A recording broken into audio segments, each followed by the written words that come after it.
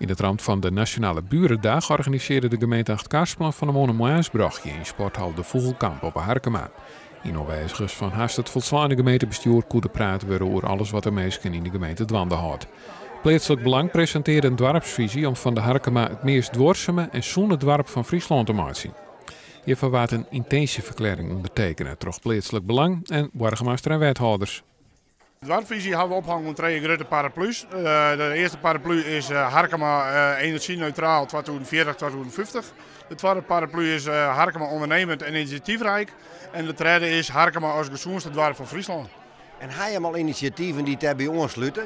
Nou, de energie, daar zijn we wel heel snel mee begonnen. Daar is juist de jongen is daar de Harkemaster Energiecoöperatie ik presenteerd. De 2 oren, daar beginnen we van nou gaan we daar ook meesten voor proberen te zien die dus daar bestiepen willen. Meestal met kennis van zaken en zulke soort dingen.